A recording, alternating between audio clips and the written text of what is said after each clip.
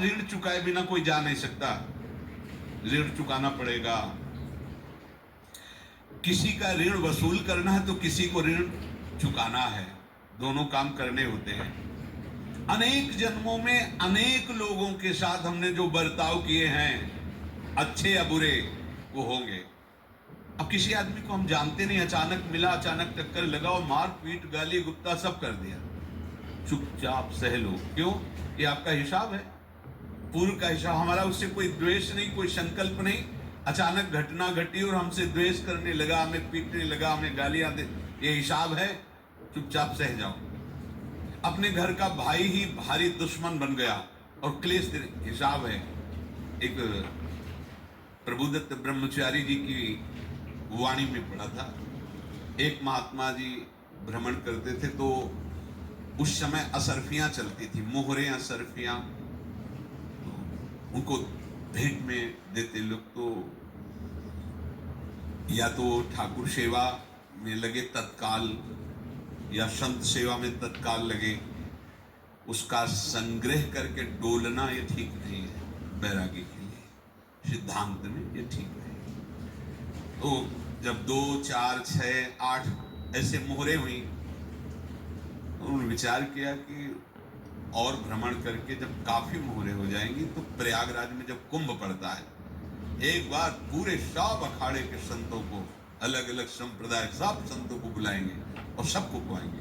अब साधु है तो यही विचार करेगा, और क्या विचार करेगा। तो उन्होंने ऐसे डंडा बनवाया, बेंत, जो ऊपर से चूड़ीदार और भीतर पोला, और मोहरे उसमें डालते, और भ्रमण, जहां जहां श्रद्धालु भगत थे सबके यहां जाना और इच्छा रखना कि एक मोहर तो दे दे दक्षिणा में। कामना कोई भी हो वो बांधती ही है, ध्यान रखना। इसीलिए प्रभु जो चाहे वो करे, अपनी चाह नहीं रखनी चाहिए, अपनी चाह प्रभु की चाह में मिला देनी चाहिए।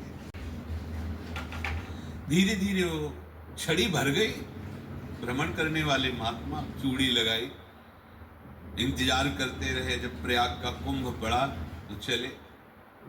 तो रास्ते में एक गांव में पूछा जाता है, जैसे कहीं रुको कि कोई श्रद्धालु ऐसा है जो संत सेवी है। तो कुछ लोगों ने बताया, हाँ एक परिवार है, बहुत संत सेवी है और आपको मिलाते हैं उनसे। आइए, घर में रुका, खूब अच्छा हलवा पूड़ी पवाया, और जो घर के मालिक थे चरण दबाए। चरण दबाते दबाते उनकी दृष्टि पड़ी उस डंडे पे, इतना मोटा और ऊपर से कुछ चूड़ी सी भी नजर आ रही, इस डंडे में तो कोई रहस्य है ही है। अब महात्मा जी को खवा पिला के सुला दिया। महात्मा जी जब सो गए तो पत्नी से धीरे से कहा, वो डंडा लाओ बाबा जी का डंडा। वो चूड़ीदार जो खोला पलटाया तो सैकड़ों मोहरे। ऐसे संत रोज पधारे भगवान, तुम आनंद हो जाए। फिर क्या, पत्नी से कहा नाप के कंकड़ लाओ। वो तो महात्मा जी तो खाए खीर पूड़ी, आराम से सो रहे। रात में पूरी प्लानिंग करके उसमें कंकड़ भर के चूड़ी लगाकर सिराने रख दिया, सारी मोहरें हटा ली। महात्मा जी आराम से छड़ी उठाए तो वजन पक्का। वैसे बड़े लोग चतुर होते हैं, पर ये नहीं जानते कि कर्म कितना भयानक होता है।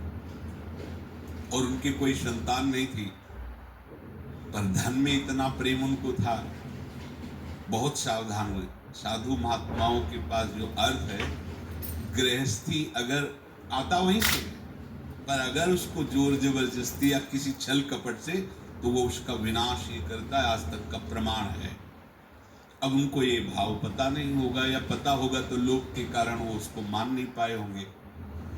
महात्मा जी गए प्रयाग में, किसी अखाड़े पर रुके और वहां प्रार्थना की कि कल जो है संपूर्ण अखाड़ों का निमंत्रण किया जाए और सब संतों को भोग पवाया जाए, उनको दक्षिणा भी दी जाए। महंत ने सोचा कि बहुत बड़ा है तो उत्सव है, क्योंकि प्रयाग में कितने हजारों संत महात्मा सब। उनका महाराज बोरो इसमें चीनी और तीनों घी लगेगा, सब व्यवस्था। बोले आप मगर एक एक हिसाब हम करेंगे, हमारे पास सब व्यवस्था है।